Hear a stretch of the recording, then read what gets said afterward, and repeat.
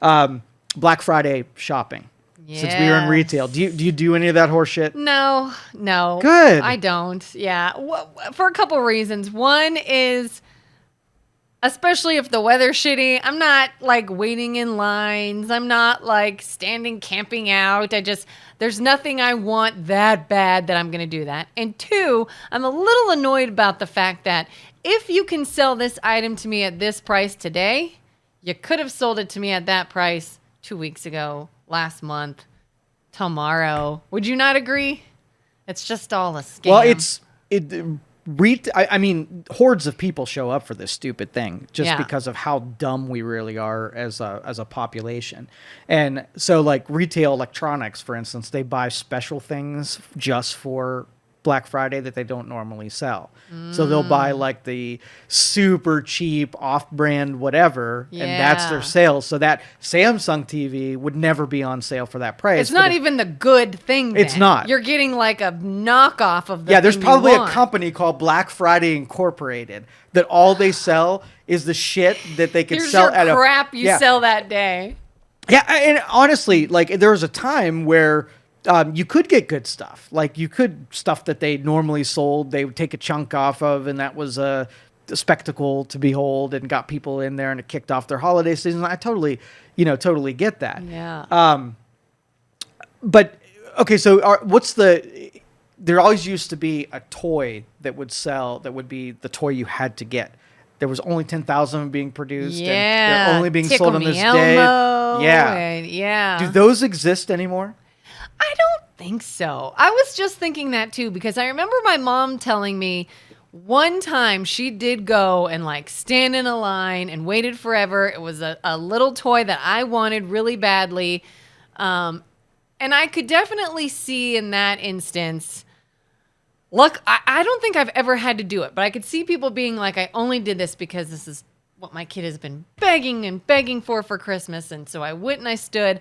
But I feel like now, especially with the internet, I don't know if that's much of a thing anymore, the trying to get something that is in limited quantity but high demand, and I don't know. I can't think of anything that I've seen. Like I said, I remember when my cousins were little, Tickle Me Elmo was big, and I can remember my cousins like trying to get this Tickle Me Elmo anywhere they could, but I don't know if that's still a thing nowadays. Well, I'm thinking you're right, is that if I'm manufacturing a toy, then before distributing it out through Hills and, all of the Toys R Us and whatnot, like you were limited as to how your buyers would be. Yeah. If I could just sell an infinite amount of that thing and I can have it shipped to everybody and I can skip the whole tragedy that is Black Friday, I would totally do it. You'd sell more. It's easier to get, and consumers would appreciate not having to spend a night out in a tent in front of a place to get a stupid doll for Christmas. Yeah. Not doing it. Have you ever done it? Never. Not a single time. No. I have purchased, like on Cyber Monday, and they have specials on things. I'll keep an eye to see if something I regularly buy goes on special, and I'll buy a shit ton of it. Yeah. But those have even been like not even really worth the effort to save 30 cents kind of thing. Yeah. You know what I do tend to fall for, though, and I hate it. And every year I say I'm not doing this, and here I am doing it. I feel like it's always this time of year that I see the things I want. And it's usually like clothing. Like all of a sudden I totally buy into this. There's going to be holiday parties and there's going to be get-togethers and I need these really cute outfits. And every year I tell myself, Kelin, you go to maybe 2 things during the holidays. Maybe. You don't need all these new outfits, but I'm seeing them everywhere and I'm like, oh, but I really need that cute outfit for this. I fall for that crap every year. Every year I've got shirts and clothes coming to me and then they don't fit and I got to return and now the returns are a pain in the ass and I think everybody has a vice, like yours might be that. Yeah. And things that don't make mathematical sense that you buy into and you go overboard on. And I honestly think everybody should be granted one of those things, because if it makes you feel decent and whole, it makes you happy, and that's your one thing, then so be it. If it's all things, that I think that's negative. I'm very girly in when it comes to like makeup and clothes and pretty things. Like for some reason around the holidays, my brain goes, ooh, you need to look pretty and nice and go to all these things. When I don't, I don't have that big of a social life. But that I will fall into. If it makes you feel good, so be it. Yes. Now, I nothing against Kohl's. Oh, but God. do you fall into the Kohl's cash trap? Oh, God. I don't, but I think my husband does. And I take that to an extent. I don't often go to Kohl's, but when I do, if they say, by the way, here's $5 for the next time you're here, whatever, I don't feel the urge to go just for that, but it definitely makes me think. You just gave me $5. I'm going to not spend this? And there's always a time limit on it, and I don't need anything right now. But of course you're going to go because you got to spend this money, so you're going to spend more money to use that money. And, oh, for sure, I have before. Well, this ties into the earlier conversation. Do you know why we do that? Because we're dumb. Something for nothing. Paycheck, not working. The something for nothing thing is ingrained in us so badly. Okay. But to me, the Kohl's cash doesn't feel like something for nothing. It feels like I just spent all this money. That's why you gave me this. So now I'll ask the same thing to you. Isn't that benefit built into the cost of the shirt? If they're giving it away for you when you bought something, wasn't that Kohl's cash like built in? And like, couldn't you have just made the shirt cheaper? By $5? God dang it. Yeah. Why not? So there's probably and sorry, Kohl's, I don't mean to be picking on you. There's probably a retailer that sells that same shirt, and you'd be like, how is this thing $5 cheaper than what it is at Kohl's? But because they were willing to like take $5 more for you and then give it back, and now you're obligated to buy another thing that's inflated by $5, they've created this system of working you through a future purchase because they hammered you on the first one. Like spend $50 more and get free shipping or get 30% off or whatever. And the something for nothing thing is so strong. If they can give you the having a pretty shirt and then getting something for nothing, they've got the perfect addiction cycle for everyone. That's why I hate Kohl's cash. Even if I had Kohl's, even if I bought something at Kohl's, I would not spend the Kohl's cash because I'm not going to feed in to that something. Oh, yeah. I did one time. It was so dumb. I think we were at Kohl's and something we were buying, we were checking out. And this woman said, you have $5 or whatever. Like, it's here. It's use it. Is there, like, grab something. You have it. And I was like, oh, well, what am I going to do? Let it go to waste? No. And I just went over and, like, stared at these, like, lipsticks or something until I grabbed one and said, I'll take this. Okay. And I never wear that lipstick. It doesn't look good on me. But I wasn't going to just not get something. And so what's it do? Sit somewhere and take up space. And for what? For what? Because that cheap lipstick that cost them nothing. Why didn't you just make my purchase? Well, you bought something you didn't need. And that was the whole purpose of the previous discussion, is human beings are addicted to investing in things they don't need. I should have said, can't you just put that $5 and take it off of this item I'm buying? Wonder what they would have said. They would have said, no, that's not how it works. It's on a future purpose. I don't want that. I want this. Make this cheaper. It's not how the system works. I'm telling you. It's scammers.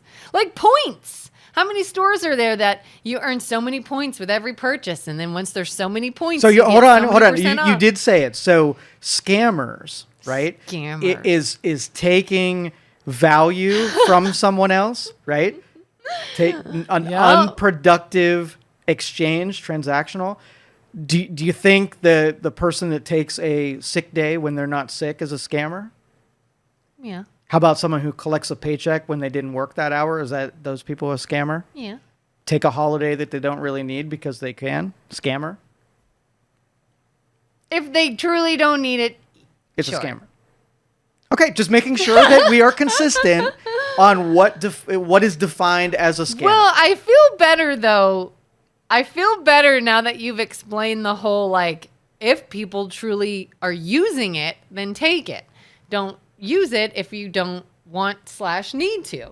Because my defense is I think a lot of people need it and will use it wisely. Yes, there are some that will not, of course. But I feel better knowing that you're like, no, everybody should just work 365 days a year. Bah humbug, screw holidays. So what you're saying, is it? No. Okay, good. No, I'm talking about that scam segment. Yeah. If I can charge you $5 less on a thing, right? Mm-hmm. And give you the $5 back. And when an observer whispers in your ear that says, that wasn't free money, that was something that was built into the shirt, and they only did that to manipulate you. Yeah. Right? Yeah. And so the feeling of something for nothing is a manipulation. People are being tricked into being inefficient and then being pissed off at somebody else. When if it was just accurate, you would buy less shirts from Kohl's. You absolutely would buy less shirts from Kohl's if it was just accurate. Yeah. The proper price. So if they're manipulating you on a shirt, don't you think the other manipulations that are happening are reducing productivity in something to trick you into doing something else, all while in your brain it's not even the proper event, right? Yeah. Because now you'll feel different about the shirt at Kohl's now that we've talked about it. But before we talked about it, it was just a feel-good thing. I ruined it, right? But it was a manipulation and a trick. Joe, you ruined it. I ruined Kohl's. And couponing. I'm not a couponer, but what about people that all the little coupons they have to save all this money? Well, what can you just, when I buy it, give it to me at that price? I would do the same thing. I would add up the time invested in managing your coupon thing. And let's just say you save $20 and it costs you 10 hours. Yeah. And you go get a part-time job at 10 hours paying $15 an hour, you'd be further ahead than doing that. Now, as far as the people who sell the stuff, if it's their marketing expense, stuff that they were going to throw on ads and coupons work better, cool. If they roll it into pricing, it's no better than, the Kohl's strategy. Mm-hmm. But whatever makes you buy stuff is their only obligation, right? Yeah. Would you consider that a scam, though, being that it's lesser dollar amount? I guess it's the sense of manipulation doesn't sit well. Like, hey, I know how you're pricing this. I know what goes into it. It makes sense, so that's fine. But when they're like, ooh, let's manipulate you and let's make all manipulations or just that one? I know. I guess all manipulations to say consistent. I'll give you one that, and this isn't necessarily a manipulation, but it's in the same vein. So I did a show in Las Vegas, and leading up to the show, I put coupons in pet stores. So the people that were at the pet store, they see an expo's coming, they take their coupon, and now they visit it. It was a marketing expense, $5 off to be able to get in. Someone grabbed a whole stack at a pet store and went down my line where people were coming to the table and handed them out to everybody that was in the table. Do you believe that was wrong of them to be able to give everybody a $5 offer off their admission, right? That was a manipulation because it didn't come from the pet store and they used that $5 to purchase a new customer through the door. They just robbed me of $5 of everybody who was in that line. I was just going to say, that feels more like a thief. Yep. Somebody did that? Oh, yeah. Mm-hmm. And to them, when asked about it, they were saving a bunch of people $5. That was a good thing. It was a noble thing. What an idiot. But I bet you as a human being, you've done something on par with that. Probably. Now I'm questioning my whole life. Would you save somebody a coupon, like you were in line at the grocery store, and you had 2 coupons, you only bought the one thing. You saw the person next in line that said they were buying it, and we're like, hey, here's $1 off in your thing. Would that feel like it's a vice? Would you feel like that was bad? Yeah, I feel like I did a good thing. You feel like you did a good thing, and the supermarket's like, hey, dude, she would have totally spent that extra $1 had you not come here and given her free? That happened to us at the fair, the Canfield Fair. We were walking in, and some woman or family was like, hey, do you guys need tickets? Yeah, here you go. Yeah, would have been a paying customer, robbed your admission, right? And totally in not the spirit of why they issued this. Even if that ticket was going to be used anyways, somebody was going to use it, everything went well. You paid to print off a coupon, a ticket, a rebate, a whatever. Somebody got it legit. And then they were like, oh, I can't use this. You use it. Is it not 1 for 1?